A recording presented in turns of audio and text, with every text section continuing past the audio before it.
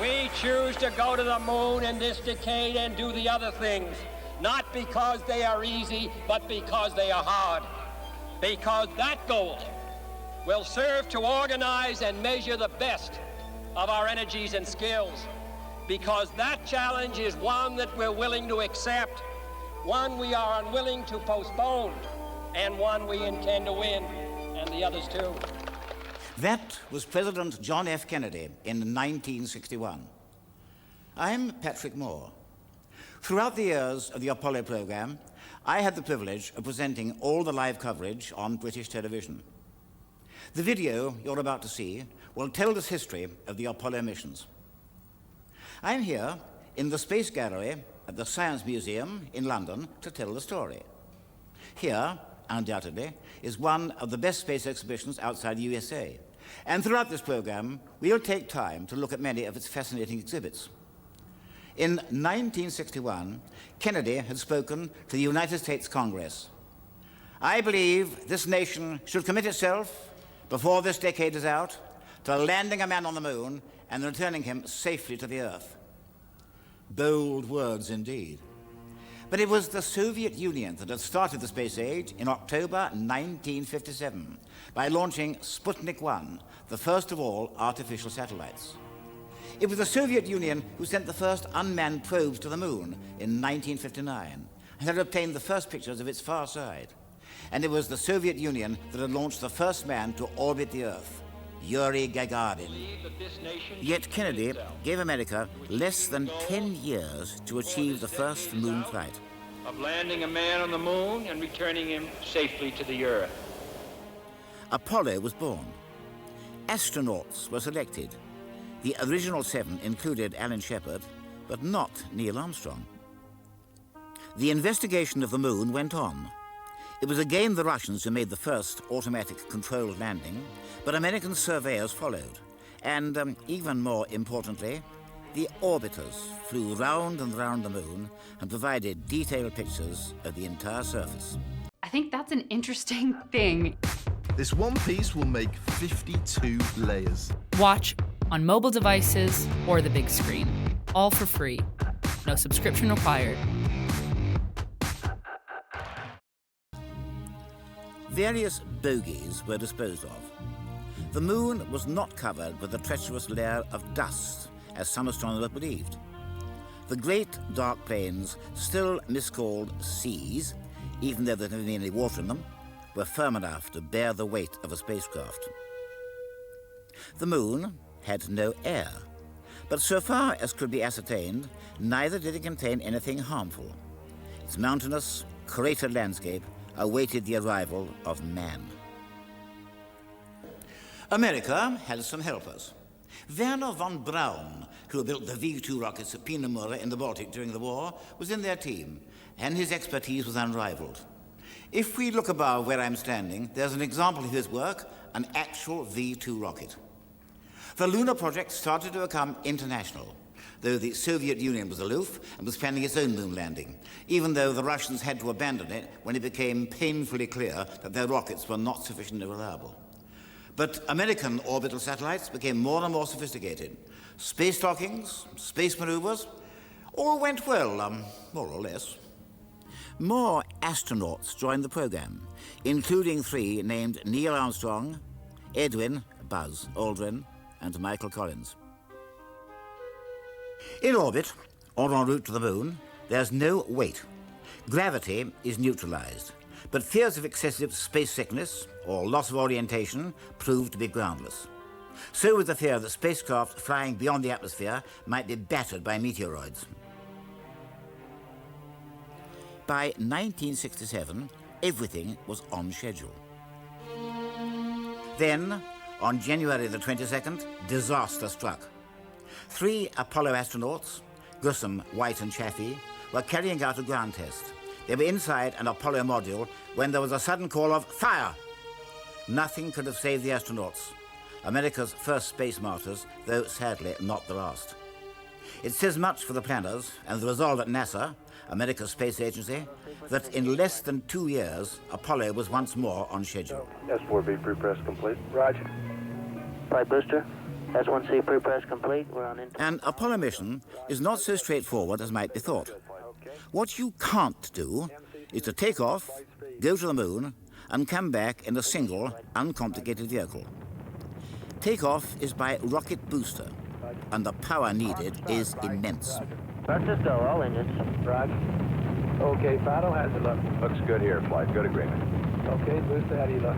S1C looks good, flight. Okay, Capcom, we go, you on the ground. Okay, we go at 1, Capcom. The bottom part of the launcher falls away. Only the upper part continues on its way. The command module is the astronaut's space home. Once in lunar orbit, 2 of the 3-man crew enter the spidery lunar module and descend to the moon.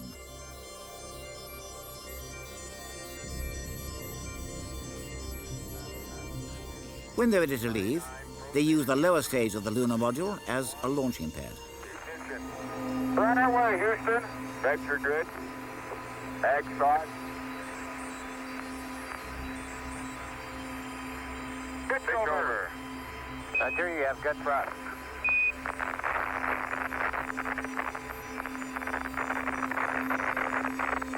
Okay, 30 seconds. 308, your number. They rejoin the 3rd crewman, the lunar module is jettisoned, and then homeward bound to splash down in the ocean. There is so much that can go wrong, and there's no provision for rescue if the astronauts make a faulty touchdown on the moon, or if the one ascent engine in the lunar module fails to work properly the first time. Tests went on. By October 1968, 11 years after Sputnik 1, Apollo 7 was ready to fly. It was not to go to the moon. It was to take astronauts Schirra, Eisel and Cunningham into a path round the Earth so that Apollo hardware could be tested. It worked well. Then, in December, came the first actual flight to the moon. Apollo 8, carrying astronauts Borman, Lovell and Anders, blasted away from Cape Canaveral to go around the moon. Never before had men been so far from the Earth. They were not to land, but they went into a path around the moon, and they were the first men to see the far side. It could be done. It was done. Apollo 9 was an Earth orbiter testing the Apollo equipment. And then, in May 1969, Apollo 10, carrying astronauts Stafford, Cernan and Young, again rounded the moon, sweeping low over the site where the next Apollo was to land. And here, at the Science Museum, we can see the actual Apollo 10 command module. From this craft, the astronauts orbited the moon and surveyed the site which had been selected for the first manned landing. That was to be the mission of Apollo 11. The site, the waterless Sea of Tranquility, one of the moon's great dark lava plains. That was where Neil Armstrong and Edwin Buzz Aldrin were due to land, leaving Michael Collins orbiting the moon in Columbia, the command module. But if Armstrong and Aldrin were to step onto the lunar surface, they'd have to be properly clad. On the moon, there's no air. And quite apart from the fact that you couldn't breathe, the lack of pressure around you would mean that you die in less than a minute. A spacesuit has to be pressurized, and it's bulky. But on the moon, you have only 1/6 of your Earth weight, which helps. Watched by television viewers all over the world, Apollo 11 took off, July the 16th, 1969.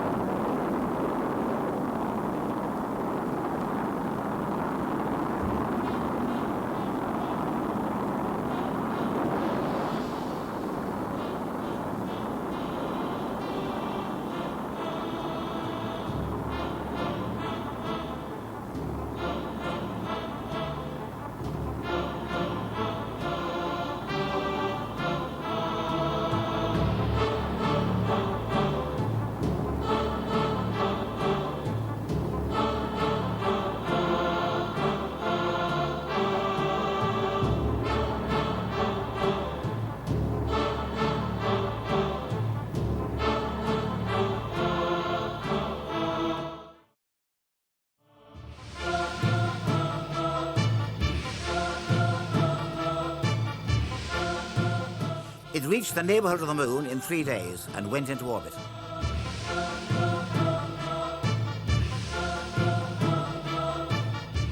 Armstrong and Aldrin entered the lunar module, Eagle, and began the descent.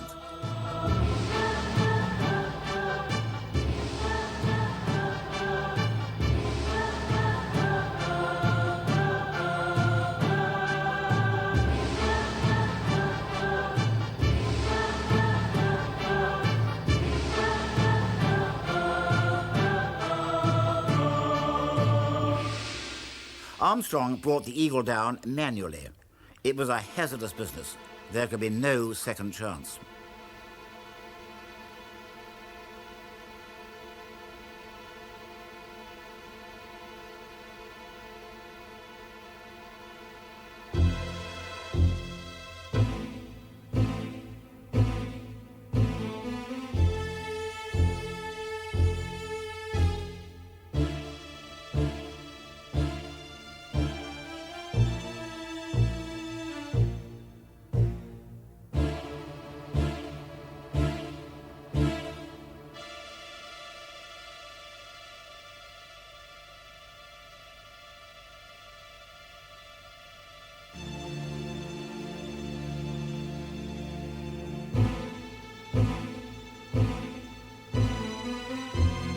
As they came in, their voices could be heard all over the earth. Eagle, we got you now. It's looking good, over. Roger, copy. Eagle, Houston, after yaw around angles, S-band pitch, -9er, yaw, +18. Roger, you're a go to continue power descent. You're a go to continue power descent. Altitude now 21,000 feet, still looking very good. Velocity down now to 1,200 feet per second. You're looking great to us, Eagle. Give us a reading on the 1202 program alarm. Roger, we got you. We're going at alarm. Good radar data. We're now in the approach phase. Everything looking good. Altitude 4,200. Houston, you're a go for landing, over. Roger, understand. Go for landing. 3,000 feet. Stop alarm. Altitude 1,600. 1,400 feet, still looking very good.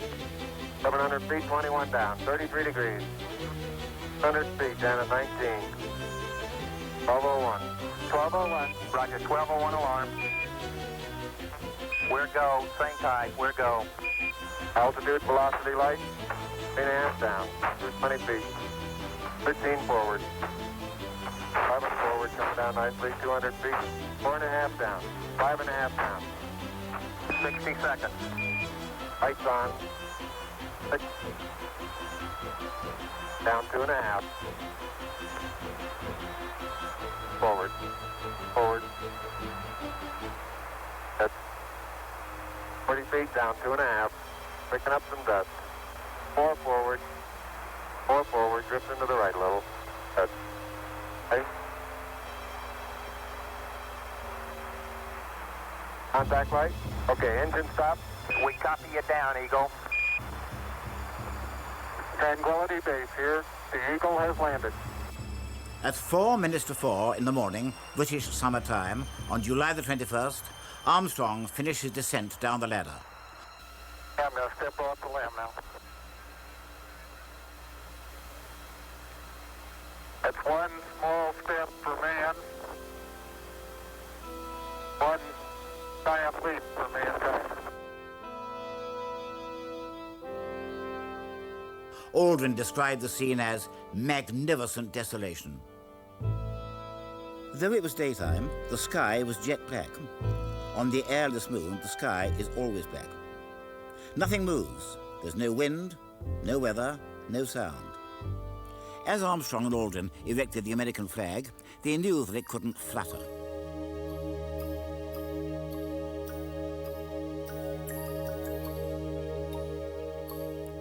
Walking around was interesting. With only 1/6 weight, everything happens in slow motion. But the astronauts had no time to waste. They had to set up a scientific station to be left behind so that they could go on sending back information. And they had to collect rocks to bring home for analysis.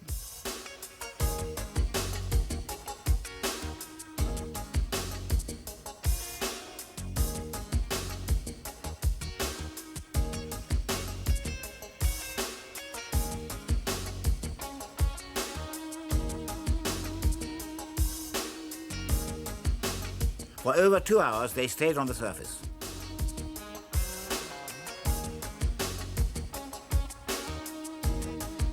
Then they re-entered the lunar module and prepared for takeoff. Houston, guidance recommendation is pings, and you're cleared for takeoff. Only the top part of the Eagle would lift away. The bottom half, the launch pad, would remain on the moon. Engine arm ascent. All was well. Beautiful. Very smooth. Very quiet ride. There's that one crater on there. Eagle blasted off and carried Armstrong and Aldrin back to the command module. 1,000 feet high, 80 feet per second vertical rise. Eagle Houston, you're looking good at 2. Ping, zags, and missed all agree.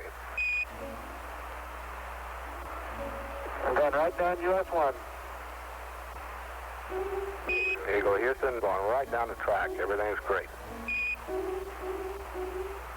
Horizontal velocity approaching 2,500 feet per second. Roger. Some 120 miles to go until insertion.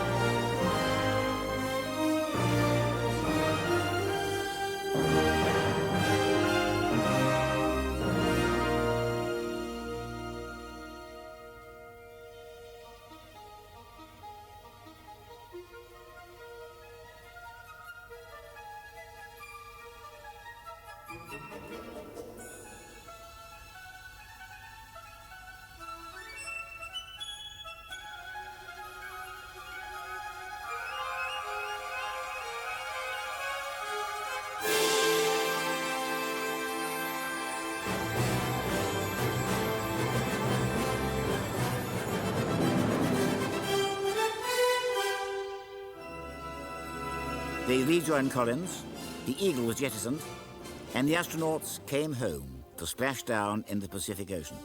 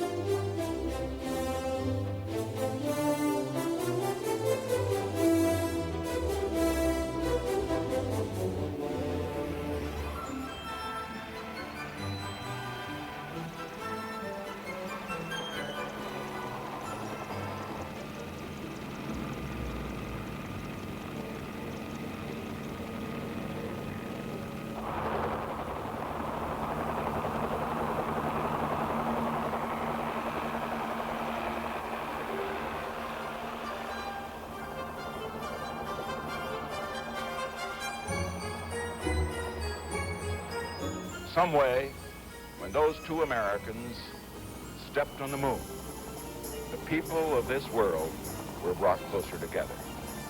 That it is that spirit, the spirit of Apollo, that America can now help to bring to our relations with other nations.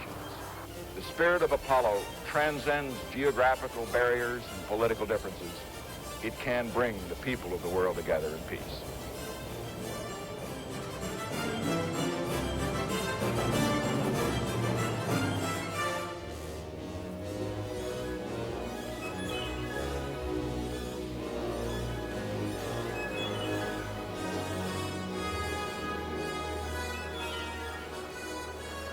The first men on the moon were back, but there was one delay. Though it was fairly sure that the moon was sterile, could anything harmful have been brought back? Just in case, the astronauts were put in strict quarantine until they'd been thoroughly examined. As expected, nothing was amiss, and quarantining was abandoned after one more mission. Next, Apollo 12 in November 1969, with astronauts Pete Conrad, Al Bean and Richard Gordon. This time, the launch wasn't so smooth. During takeoff, the Apollo was struck by lightning. Mercifully, it did no damage, but it was a nasty moment. This time, the target area was the Oceanus Procellarum, or Ocean of Storms, the largest of all the lunar seas. There was a special reason for this. Way back in 1967, the unmanned craft Surveyor 3 had landed there and was still sitting there. On the moon, there's nothing to disturb it. The Apollo 12 astronauts were scheduled to land so near Surveyor that they could walk over to it, cut bits off, and bring them home for analysis. Needless to say, this needed pinpoint navigation, but it was achieved. From the lander, Intrepid, Conrad and Bean did indeed go to Surveyor. The only hitch came when Bean accidentally turned the camera toward the sun and put it out of action, but otherwise all went well. Again, a scientific station was set up, known as ALSEP, Apollo Lunar Surface Experimental Package.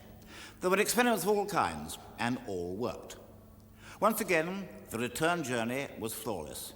Surely nothing could go wrong next time. But it did. Apollo 13 was a near disaster. Trouble began early. The crew members chosen were James Lovell, Fred Hayes, and Thomas Mattingly. But at the last moment, it was found that all three had been exposed to German measles. Lovell and Hayes were immune, but Mattingly was not, and he was replaced at the last moment by Jack Swigert. The landing site was near the ruined crater Fra Muro in the Mare Nubium, or Sea of Clouds. It was to be made in the lunar module Aquarius. The code name for the command module was Odyssey. Roger. Clock start, flight. Roger. Let's go, all engines. Roger. Okay, final, how's it look? Looks good here, flight. Good agreement. Okay, booster, how do you look? That's 1C, looks good, flight. Okay, Capcom, we go, you on the ground. The launch was conventional. By now, many people were starting to become rather blasé. Booster, how do you look? We look good, flight, we go. Okay, fired up. We're go, flight. Looks good here. Guys, how's it look? Good, flight. Okay, Econ, GNC. Looks good, flight. Looks good, flight. Okay, Surgeon. Looks fine. Through max fuel and we go, flight. Roger, booster. And go for staging, Capcom. Confirming board out, flight. Roger. Staging, flight. Roger. Flight, final trajectory confirmed, staging. Roger. Flight booster, then board out was way early. Okay. Flight confirmed, number 5 engine down. Roger. Booster, you don't see any problem with that, though, do you? Negative, not right now, flight. All the other engines are go.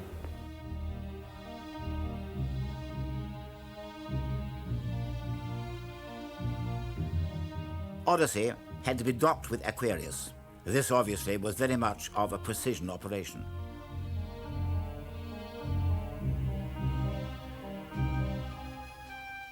We're hard dock to Houston. Roger, understand hard dock. Good deal.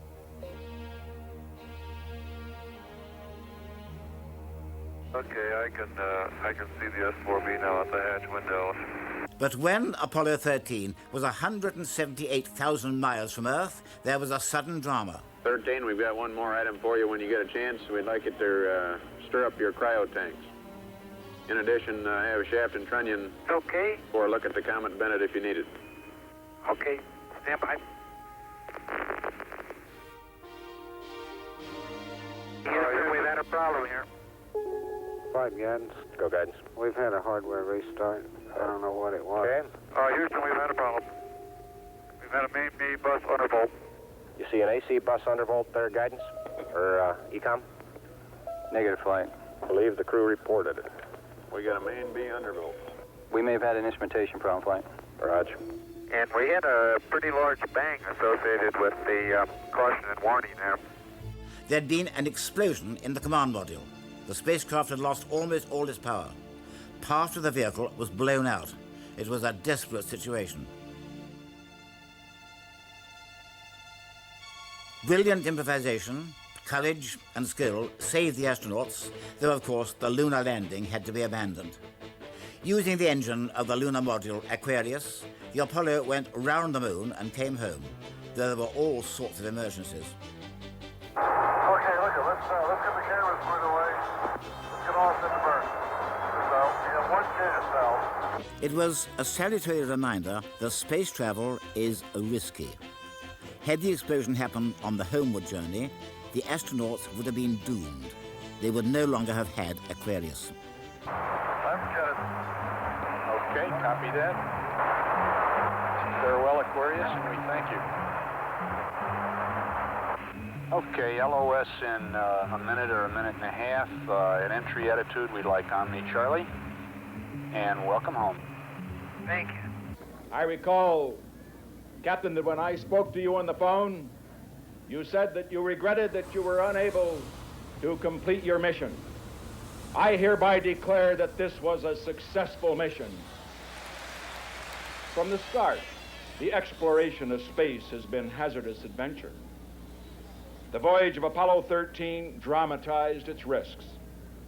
The men of Apollo 13, by their poise and skill under the most intense kind of pressure, epitomize the character that accepts danger and surmounts it. Theirs is the spirit that built America. But within a year, Apollo 14 was on its way, commanded by Alan Shepard, one of the original 7 astronauts, and incidentally, the only one of the original 7 who went to the moon. It was a personal triumph. Shepard had been taken off the active list because of ear trouble, but had insisted on an operation which had cured him. With him were astronauts Ed Mitchell and Stuart Rooser. Again, Fra Muro was the target, but this time there were no insuperable problems, and Shepard and Mitchell took with them a moon cart to carry their equipment. They walked further than any of the earlier explorers, though they became so tired they weren't able to go as far as they'd hoped. There was one amusing incident. Before departing, Shepard drove the first golf ball on the moon. He claimed that it went miles and miles and miles.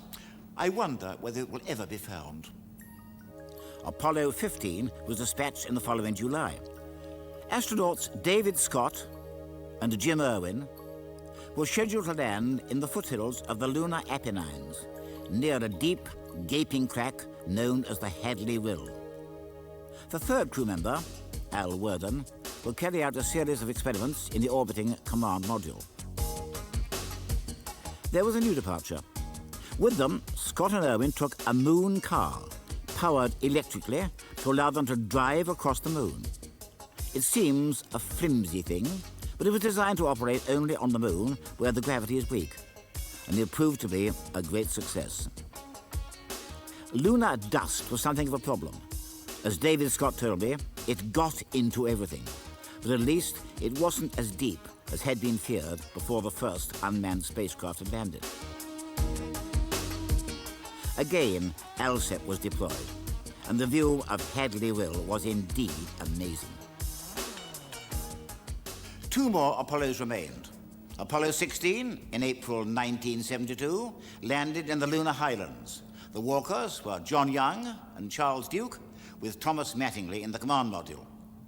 By now, the scientific objectives were increasing and more complex LSEPs were set up. The scene was set for the grand finale with Apollo 17, which was launched the following December, 1972. Up to now, the astronauts had not been specialist geologists. They were very good at it, but the fact remained that no trained scientist had been to the moon, and this honor was reserved for Harrison Jack Schmitt, a professional geologist who was trained as an astronaut and added to the crew of the last Apollo.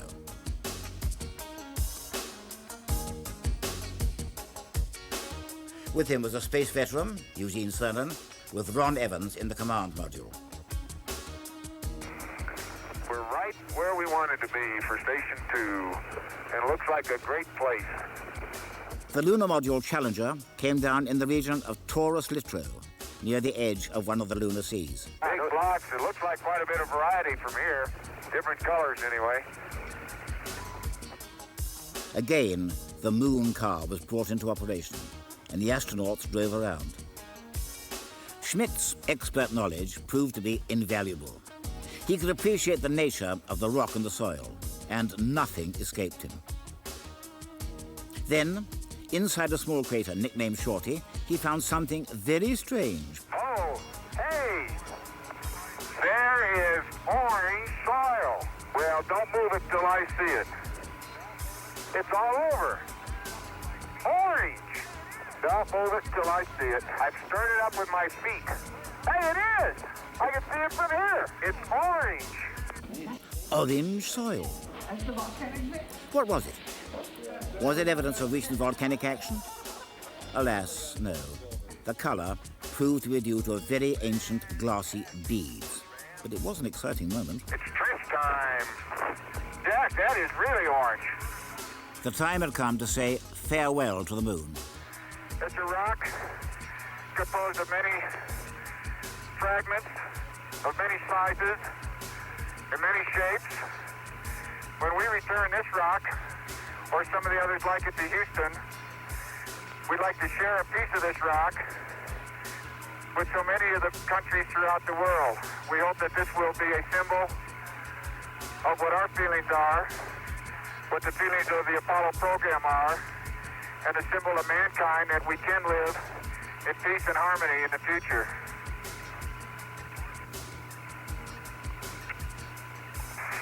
I'd like to just let what I believe history will record, that America's challenge of today has forged man's destiny of tomorrow. Gene Cernan was the last to enter the lunar module, and the takeoff was recorded by the camera left behind on the lunar surface. One, ignition. Right away, Houston. Vector good. Ag thought.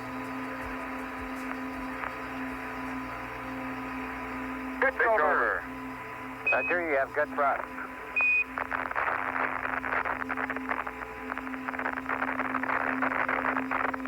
Okay, 30 seconds. 308 your number. Tank coming through 1,500 feet, and H-dot looks good. Apollo was over. So all in all, what did Apollo accomplish? There have been critics who have claimed that anything that men can do, machines can do better. This is simply not true. A computer can't think as well as the human mind, and without astronauts, our knowledge of the moon would still be inadequate. Not only of the moon itself, but of the Earth. Remember, the moon is an integral part of our own system.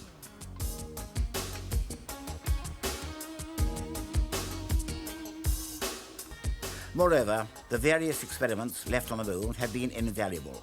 I need only mention the example, the solar wind collector, picking up particles sent out by the sun.